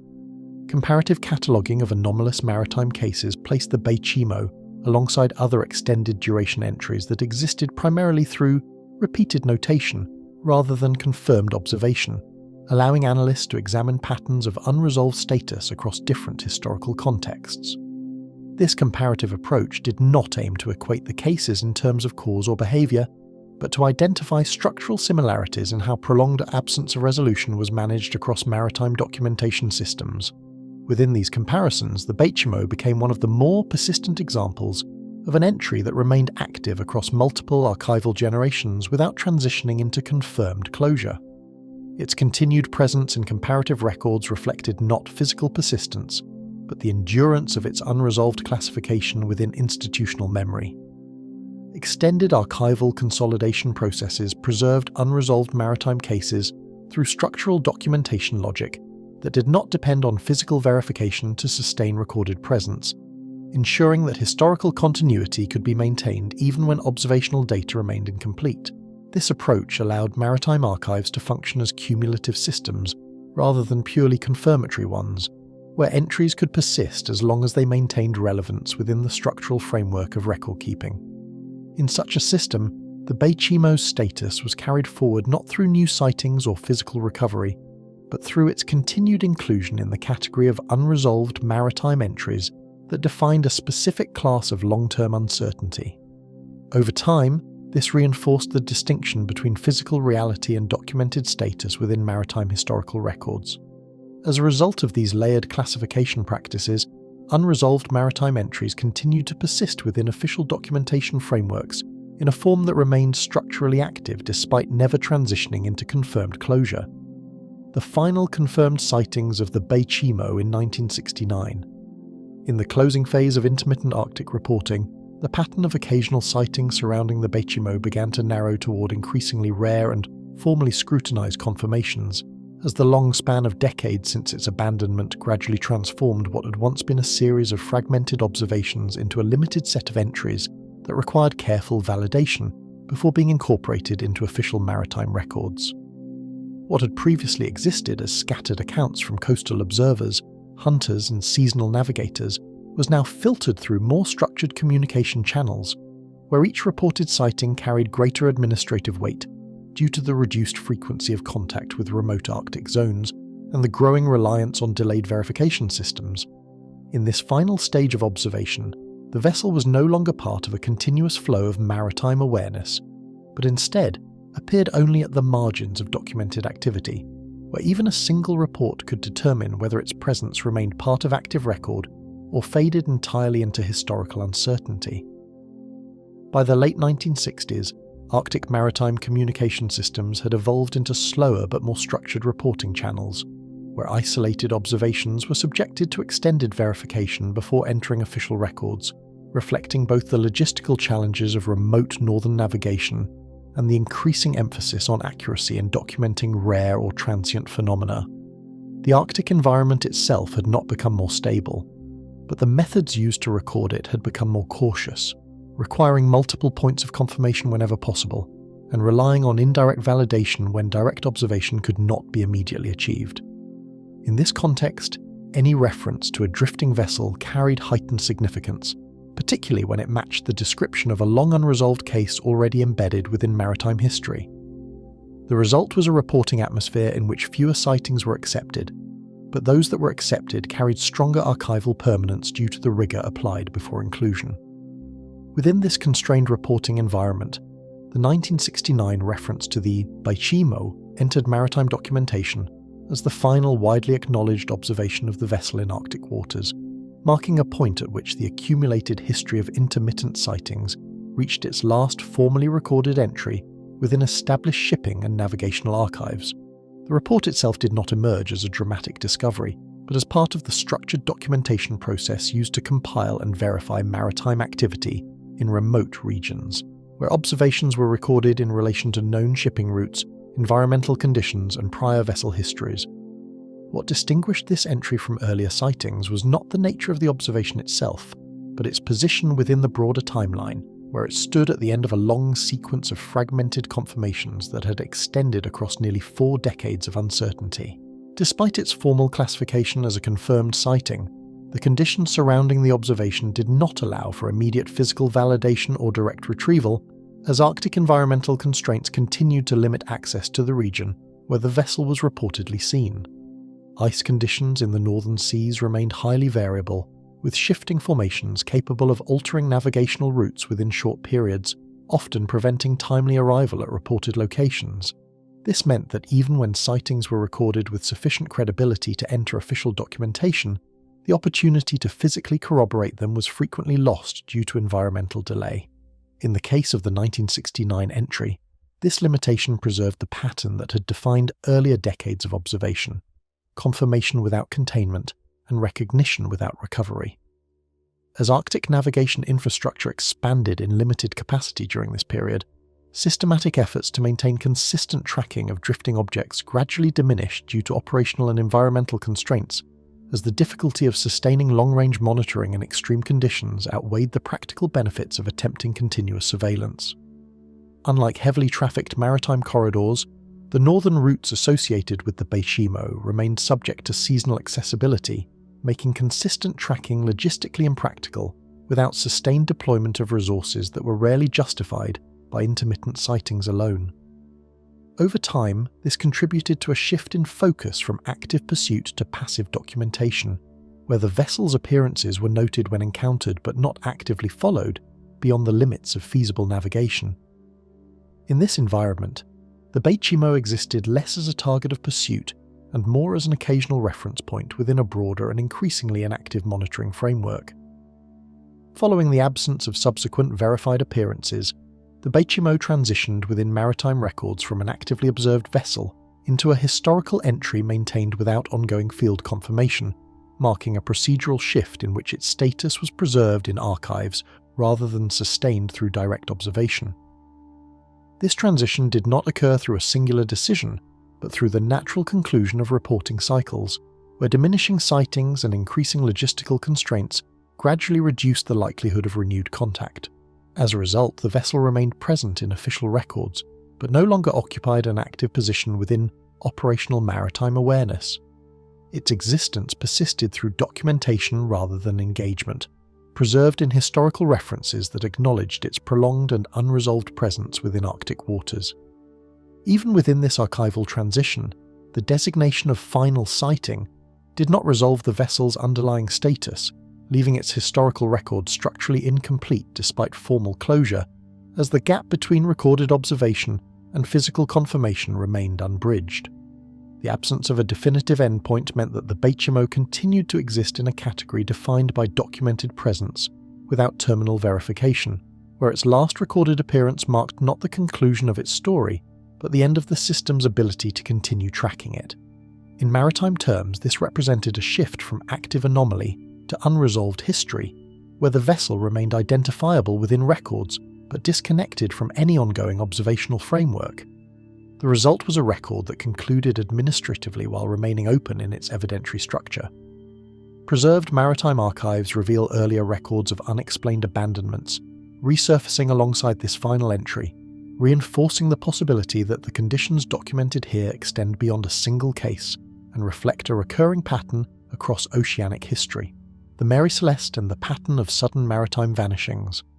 Long before the vessel entered maritime history as a mystery, the Mary Celeste had been operating as a commercial brigantine engaged in transatlantic trade, departing New York Harbor on November 7, 1872, under the command of Captain Benjamin Briggs. Briggs was not regarded as an inexperienced sailor prone to reckless decisions, but as a respected mariner with years of command experience and a reputation for caution at sea. Accompanying him on the voyage were his wife, Sarah Briggs, and their 2-year-old daughter, Sophia, while their son remained ashore to continue his education. The ship's destination was Genoa, Italy, and its primary cargo consisted of more than 700 barrels of denatured industrial alcohol, a valuable but potentially hazardous freight due to the volatile nature of alcohol vapors under certain conditions. At the time of departure, nothing in the vessel's preparation suggested that the voyage would become one of the most studied maritime mysteries ever recorded. Nearly a month later, on December 4, 1872, another merchant vessel known as the Dei Gratia encountered the Mary Celeste in the Atlantic Ocean between the Azores and the Portuguese coast.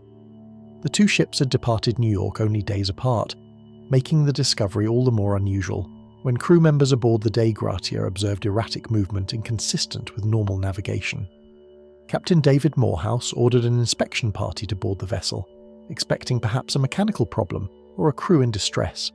Instead, those who crossed onto the deck found a ship that appeared strangely intact and largely operational, yet entirely devoid of the people who should have been aboard. The sails showed signs of wear, some rigging required attention, and a small amount of water was present in the hold. But none of these conditions appeared severe enough to justify complete abandonment by an experienced captain and crew. Particularly puzzling to investigators was the combination of normality and absence documented during the boarding inspection. Personal belongings remained aboard, portions of the cargo were still secured, and valuable items had not been removed, reducing the likelihood that piracy had occurred. The ship's chronometer and sextant were missing, as was the vessel's lifeboat, indicating that an organised departure may have taken place at some point during the voyage. Yet no confirmed evidence explained why such a departure would have been considered necessary. The final entry in the ship's log was dated November 25th, placing the vessel near Santa Maria Island in the Azores several days before it was discovered. Between that final recorded position and the moment the boarding party stepped onto the deck, the historical record becomes fragmented, leaving behind only physical clues and unanswered questions. When the Mary Celeste was brought to Gibraltar, authorities opened a formal inquiry intended to determine whether criminal activity, insurance fraud, mutiny, or negligence had played a role in the abandonment. Investigators examined the vessel, interviewed witnesses, and scrutinized the circumstances surrounding its recovery. Suspicion initially fell upon the crew of the Dei Gratia, partly because maritime salvage law entitled rescuers to compensation when abandoned vessels were recovered. However, no credible evidence emerged linking the rescuers to wrongdoing, and the inquiry gradually shifted toward other possibilities. Even so, each proposed explanation encountered evidentiary gaps that prevented investigators from establishing a definitive conclusion. Rather than solving the mystery, the inquiry ultimately formalized its uncertainty, preserving the case within maritime history as an event that could be documented in detail but not fully explained. Without any shared geographical environment or operational context, the Mary Celeste incident nonetheless presents structural similarities to later cases involving abandoned yet seaworthy vessels, where the defining characteristic is not the destruction of the ship but the unexplained removal or disappearance of those who were aboard. In comparison to Arctic drift cases like the Bay Chimo, the environmental conditions differ significantly, one occurring within frozen shifting ice fields and the other within open Atlantic waters. Yet the final observable outcome retains a striking consistency. Vessels remain intact while human presence is no longer accounted for in any verifiable form. This repetition of outcome across distinct maritime environments introduces a pattern that cannot be easily attributed to a single environmental cause, suggesting instead that the similarity lies in the structure of disappearance rather than the conditions surrounding it. Across comparative maritime analyses, the separation between Arctic drift events and Atlantic abandonment cases becomes less significant than the repeated structural outcome observed in each incident, where vessels are found operationally intact or structurally preserved despite the absence of any crew or command presence. This shift in focus from environment to outcome allows for a broader interpretation of maritime anomalies, in which the defining feature is not where the incident occurred, but how consistently it resolves into a state of unexplained separation between ship and crew. Within this framework, the Bay Chimo and the Mary Celeste are not treated as isolated mysteries, but as instances within a recurring pattern that appears across different centuries and navigation routes. The persistence of this pattern across unrelated conditions raises questions about whether the underlying cause is environmental, procedural, or something not fully captured within conventional maritime classification. Within historical maritime documentation, these incidents are often classified under broader categories of unexplained abandonment, though each retains distinct investigative limitations that prevent a unified explanation from being applied across all recorded cases. Official records typically rely on available physical evidence, weather reports, cargo conditions, and survivor testimony when present. But but in cases where no crew is recovered or no direct account exists, conclusions remain necessarily speculative. The Mary Celeste investigation itself produced multiple theories over time, ranging from weather-related panic to more complex scenarios involving onboard disturbances, yet none achieved universal acceptance due to the absence of definitive corroborating evidence. This limitation extends across similar cases, where the lack of consistent documentation prevents the establishment of a singular explanatory model capable of accounting for all observed outcomes. Through conventional maritime theories addressing weather disturbance, structural failure, or human emergency response, partial explanations have been proposed but remain insufficient when applied across multiple cases, particularly when comparing incidents separated by geography, time period, and environmental conditions. Severe weather events, for example, can account for sudden evacuation scenarios, yet they do not consistently align with cases where cargo remains undisturbed and lifeboats are missing without evidence of organised departure. Structural failure theories similarly fail when vessels are found intact and seaworthy, while human response models depend on assumptions that cannot be verified in the absence of survivors or recorded testimony. As a result, each explanatory framework addresses isolated elements of specific cases, but fails to extend across the broader set of documented disappearances without encountering contradictions or gaps. Over successive reviews of archival records, a recurring pattern emerges in which vessels are consistently found intact, while the circumstances surrounding their crews remain unresolved, creating a structural consistency that appears across multiple documented incidents regardless of time period or oceanic region. This repetition does not imply identical causes, but it does suggest a shared outcome pattern that persists even when environmental conditions and operational context differ significantly. In each case, the ship remains physically present and structurally recognizable, while human presence is either absent without trace or insufficiently explained by available evidence. The accumulation of these cases over time has resulted in a maritime record that contains not only isolated mysteries, but a series of unresolved structural parallels that resist full consolidation into a single explanatory narrative. Within the expanding record of unexplained maritime incidents, another vessel appears in the historical record, discovered grounded near the shoreline under conditions that once again offer no clear account of the disappearance that preceded it. Carol A. Deering and the Silent Shoreline Arrival. Along a stretch of coastline already familiar with wrecks, disappearances, and difficult waters, another maritime puzzle entered the historical record under circumstances that initially appeared straightforward, yet would prove remarkably resistant to explanation. The Atlantic Ocean had already accumulated centuries of navigation records by the early 20th century, preserving countless examples of storms, collisions, mechanical failures, and other hazards capable of ending a voyage. Most maritime incidents eventually yielded a sequence of events that investigators could reconstruct with reasonable confidence, even when lives were lost or vessels disappeared. Yet a smaller category of cases resisted that process entirely, leaving behind physical evidence, documented observations, and official investigations without producing a definitive account of what had actually happened.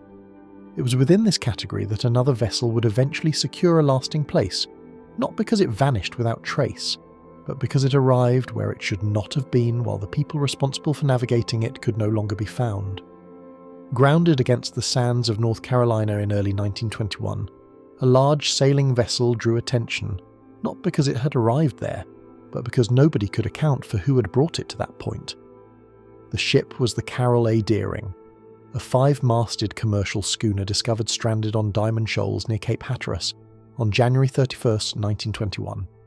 The location itself immediately heightened concern. Diamond Shoals had long been regarded as one of the most hazardous maritime regions along the eastern coast of the United States, a shifting expanse of underwater sandbars and strong currents that contributed to generations of shipwrecks. Mariners had spent decades learning to respect the dangers of the area, which formed part of a coastline so notorious for maritime disasters that it became known as the Graveyard of the Atlantic. Even before investigators boarded the vessel, its presence on the shoals suggested that something had gone badly wrong. Built during the final years of America's great commercial sailing era, the Carol A. Deering represented a type of vessel that was gradually disappearing from international trade routes, even as it continued to cross the Atlantic. Constructed in Bath, Maine, and launched in 1919, The schooner belonged to a generation of large sailing ships that remained economically useful, despite the growing dominance of steam-powered transportation. Measuring more than 250 feet in length and carrying 5 towering masts, it was among the largest commercial schooners operating under the American flag during its time. Its size made it an impressive sight at sea, while its cargo capacity allowed it to remain competitive within international trade networks. Nothing about its design suggested fragility or unusual vulnerability. The vessel had been built for long-distance commercial service, and its early voyages reflected that purpose. Responsibility for one of those voyages rested with Captain William B. Wormel, an experienced mariner whose long career had exposed him to many of the challenges associated with ocean navigation. Contemporary accounts describe Wormel as a seasoned captain with decades of experience at sea, a fact that later complicated efforts to explain the mystery.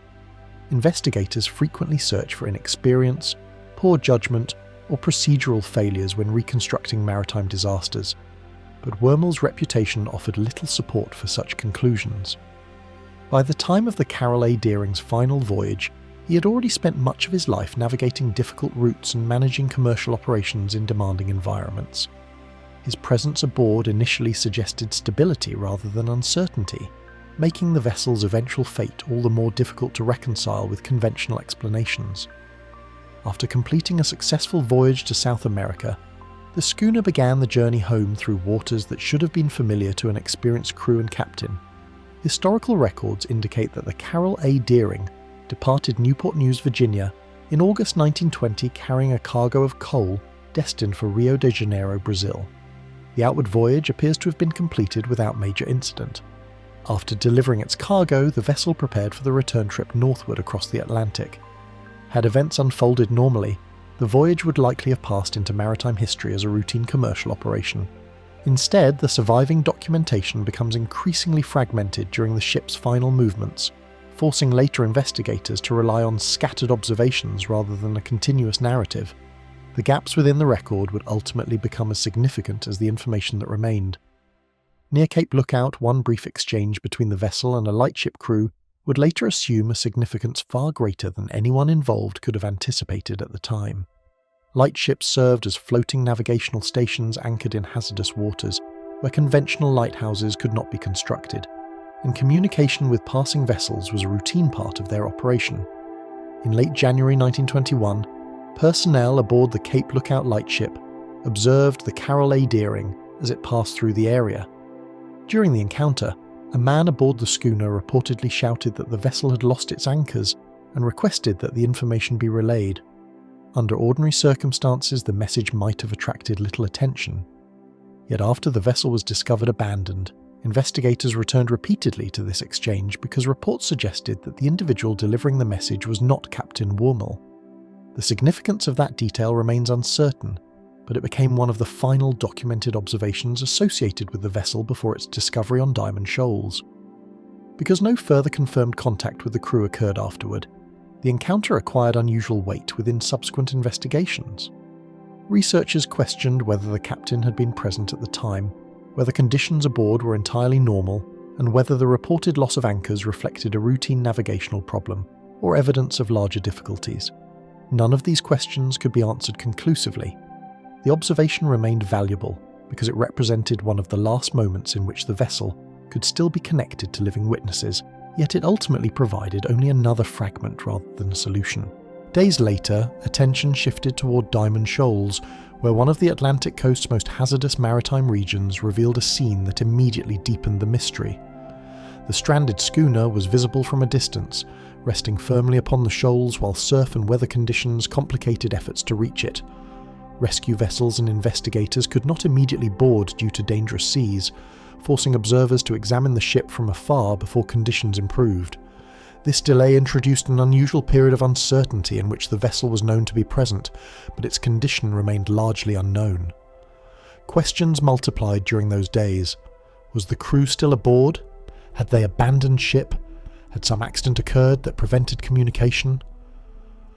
The vessel itself offered no answers from its exposed position on the sandbars.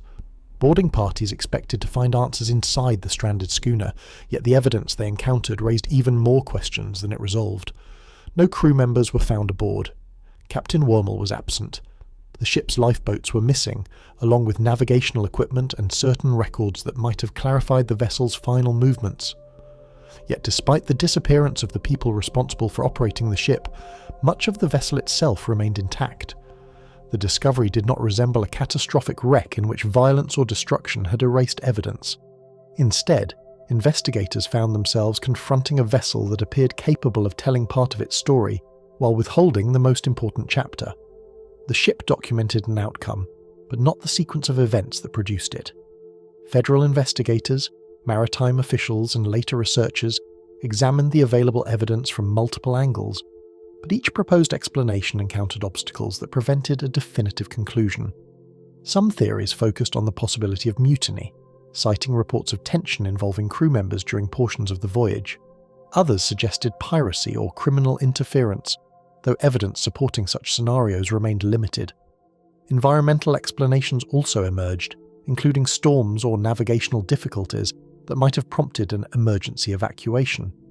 Yet each theory encountered the same fundamental problem.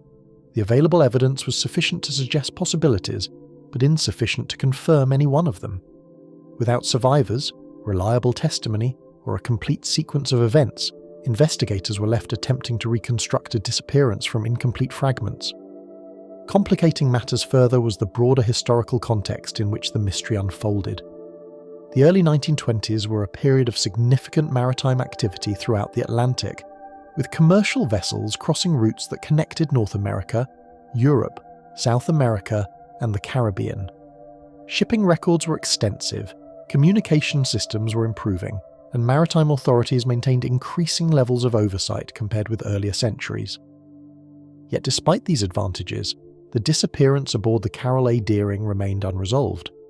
The case demonstrated that even in an era of growing documentation, a vessel could still pass through a sequence of events that resisted complete reconstruction. The ocean preserved evidence unevenly, recording some details with precision while erasing others entirely. Unlike many maritime disasters that leave behind a clear sequence of events, the Carroll A. Deering remained suspended between documentation and uncertainty, despite the unusually large amount of surviving evidence. Investigators knew where the vessel had been found, they knew portions of its route, they knew the identities of those who'd been aboard, they possessed observations from witnesses and access to the ship itself. Yet the central question remained unanswered. What happened between the final confirmed sightings and the moment the schooner arrived on Diamond Shoals without its crew? The inability to bridge that gap transformed the case from a maritime incident into a maritime mystery. Each surviving fact illuminated part of the picture, while simultaneously emphasizing how much remained unknown. Viewed alongside other unresolved abandonments preserved within maritime history, the case increasingly appeared less like an isolated anomaly and more like part of a broader pattern stretching across oceans and generations. The Mary Celeste had presented investigators with a seaworthy vessel absent its crew. The Bechimo had demonstrated how a ship could continue existing beyond expectations after abandonment. The Carroll A. Deering added another variation to the pattern, introducing a case in which a vessel reached shore while leaving behind no definitive explanation for the disappearance of those responsible for its navigation. The details differed, the environments differed, and the historical periods differed, yet a familiar structure continued to emerge. Ships remained, people vanished, evidence survived, answers did not. Maritime archives contain many more entries of this kind, each adding another fragment to a pattern that appears repeatedly without ever becoming fully understood. The expanding archive of ships that should not be there. With the Carroll A. Deering case entering formal discussion among maritime investigators, recorded attention began shifting toward a wider accumulation of unresolved vessel disappearances documented across earlier decades, as archival reviews increasingly placed the incident within a broader context of similar findings, rather than treating it as an isolated maritime anomaly. What had initially been recorded as a single unexplained abandonment along a North American coastline gradually became part of a growing comparative framework in which multiple cases were being re-examined side by side, revealing that the structural outcome of intact vessels without crews was not confined to one ocean, region, or period. In this evolving interpretive environment, maritime history itself began to function less as a linear sequence of voyages and more as a layered record in which certain unresolved conditions appeared repeatedly under different names and circumstances. Compiled navigational records preserved across multiple maritime authorities reveal an increasing number of vessels reported in seaworthy condition despite complete absence of identifiable crew, a pattern that becomes more visible when older logs, insurance documents, and investigative summaries are examined collectively rather than individually. These records do not rely on a single source of observation, but instead draw from overlapping documentation systems that include port arrivals, shipping manifests, coastal sightings, and post-incident inspections conducted when vessels were recovered or encountered adrift. In many of these entries, the ships themselves are described as structurally intact, with no immediate evidence of catastrophic damage sufficient to explain the absence of those who had been aboard. The consistency of this description across independent reports introduces a recurring structural element within maritime documentation, where the physical condition of the vessel remains clear while the human narrative associated with it remains incomplete. Spanning distant operational zones, reports originating from Arctic passages, Atlantic routes, and Pacific crossings show recurring structural outcomes that appear independent of environmental conditions, suggesting that the phenomenon is not confined to a specific climate system or navigational corridor. In colder regions, vessels are sometimes encountered within drifting ice fields or along frozen coastlines, while in temperate waters, similar cases emerge under conditions involving open sea navigation, port approach routes, or coastal grounding. Despite these differences in setting, the final recorded condition remains strikingly similar. Ships are found without their crews, yet without definitive physical indicators that can conclusively account for their absence. This repetition across geographically and environmentally distinct contexts reinforces the idea that the observed pattern is not dependent on a single environmental trigger, but instead manifests across a range of maritime conditions. Classification frameworks used in maritime investigation gradually expanded to accommodate cases that resisted categorization under standard explanations such as storm impact or mechanical failure, as existing investigative categories proved insufficient to fully account for the recurring structural similarities observed in multiple incidents. Traditional classification systems in maritime documentation are typically designed to sort incidents based on identifiable causes, such as weather-related disasters, navigational error, collision, or equipment failure. Yet the cases being grouped under unexplained abandonment consistently lacked the evidentiary markers required for definitive assignment to any single category. As a result, new interpretive labels emerge within archival systems, not as explanatory conclusions but as organizational necessities, allowing investigators to document these cases without forcing them into categories that did not fully align with the available evidence. Repeated application of conventional investigative models across these incidents consistently failed to eliminate the shared unresolved pattern observed in the documented records, even when each case was analysed independently using the most relevant environmental, mechanical, and procedural frameworks available at the time of investigation. Weather-based explanations accounted for certain sudden evacuations, yet did not consistently explain the preservation of cargo or the absence of distress indicators in multiple cases. Mechanical failure theories addressed loss of control but did not account for the continued structural integrity of vessels discovered intact.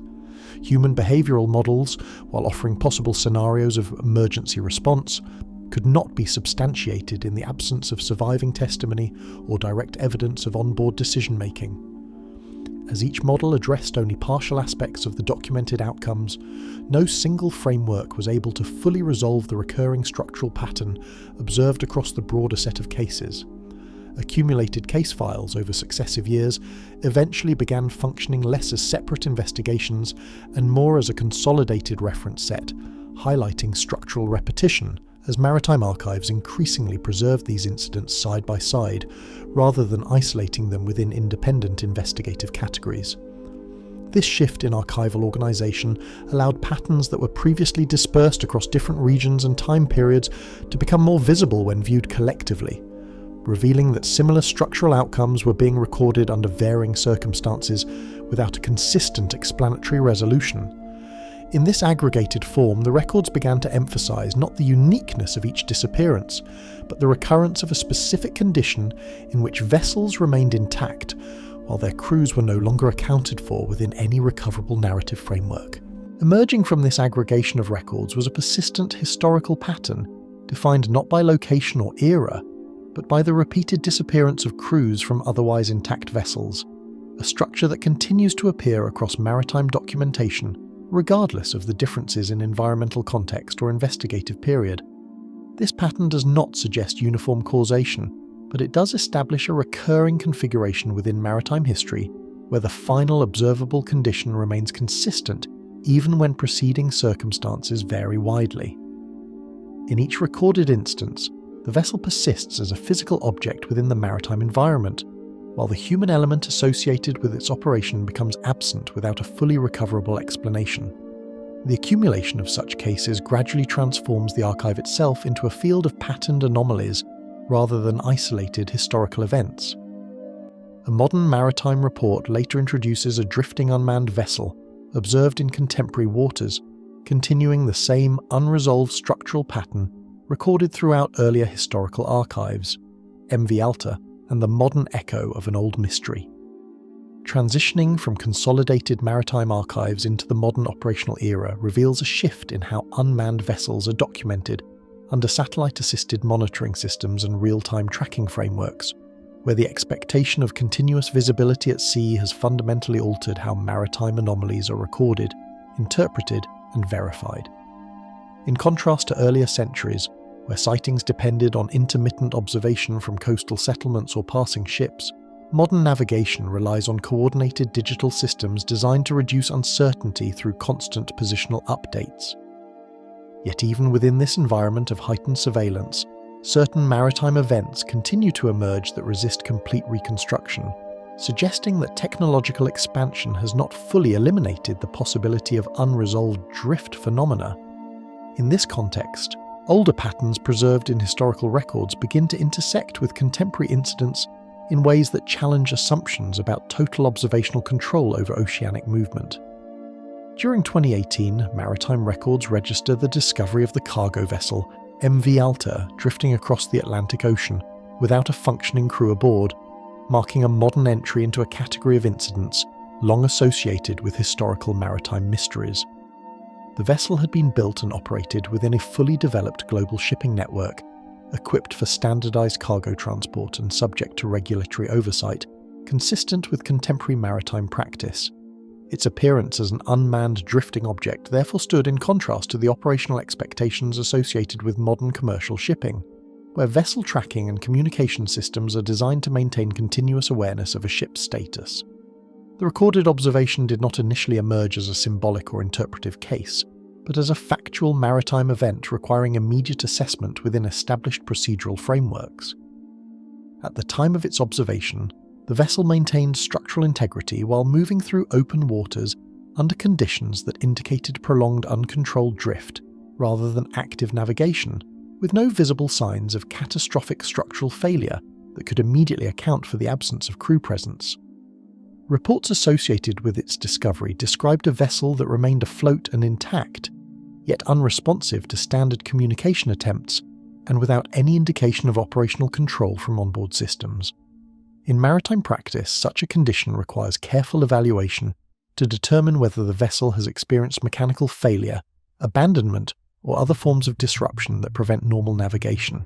In this instance, however, the observable state of the ship did not immediately align with any single conventional classification, leaving its condition open to procedural interpretation. Despite the presence of contemporary tracking technologies designed to monitor maritime movement, gaps in continuous observational coverage left portions of the vessel's journey unaccounted for prior to discovery, highlighting the limitations that can still exist within global maritime surveillance systems. Satellite-based tracking, automated identification systems, and coordinated shipping databases are intended to provide near-continuous awareness of vessel positions, yet their effectiveness depends on consistent transmission, environmental conditions, and system engagement by the vessel itself. When any of these elements are disrupted or absent, temporary gaps in the recorded trajectory can occur, creating periods where a vessel's precise location cannot be fully reconstructed in real time. In the case of MV Alta, these limitations contributed to an incomplete picture of its movement prior to its eventual identification at sea. When reviewed alongside earlier documented cases, the MV Alta incident reflects structural similarities in outcome, particularly in relation to vessels found intact yet separated from human command, reinforcing a recurring maritime condition that appears across different historical periods, despite advances in navigation and monitoring technology. While the environmental and technological contexts differ significantly from earlier cases such as drifting Arctic vessels or 19th century abandonment incidents, the final recorded state remains comparable in its essential structure: a seaworthy vessel without an operational crew presence and without a fully recoverable explanation for the transition between active navigation and unmanned drift. This alignment does not imply identical causation, but it does reinforce the persistence of a consistent maritime outcome across distinct operational eras. Following its identification, maritime authorities initiated standard procedural responses involving verification, salvage coordination, and environmental risk assessment consistent with modern shipping protocols, ensuring that the vessel was evaluated not only as a navigational anomaly, but also as a potential hazard within active sea routes. Such procedures typically involve determining ownership status, assessing structural condition, and coordinating removal or stabilization depending on the vessel's location and environmental impact. In the case of MV Alta, these steps were conducted within the framework of contemporary maritime governance, reflecting the structured approach applied to derelict or unmanned vessels encountered in international waters. The response was administrative and procedural, focused on containment and resolution of immediate maritime considerations, rather than interpretive analysis of historical significance. Over time, the incident became part of a broader discussion concerning the limitations of maritime surveillance systems in fully accounting for irregular vessel behaviour at sea, particularly in situations where tracking continuity is interrupted or where vessels transition into uncontrolled drift states outside expected operational parameters. This discussion does not suggest a failure of modern maritime infrastructure, but rather highlights the inherent challenges of maintaining absolute continuity of observation across vast, dynamic ocean environments. Even with advanced monitoring systems, the ocean remains a domain where temporary data discontinuities can occur, leaving certain events partially reconstructed rather than fully observed from beginning to end. In this context, MV Alta functions less as an isolated anomaly and more as a modern example of a condition that resists complete procedural closure. Even within contemporary navigation networks supported by satellite monitoring and automated tracking systems, isolated reports of unmanned drifting vessels continue to surface, suggesting that such maritime anomalies remain an unresolved feature of modern ocean activity.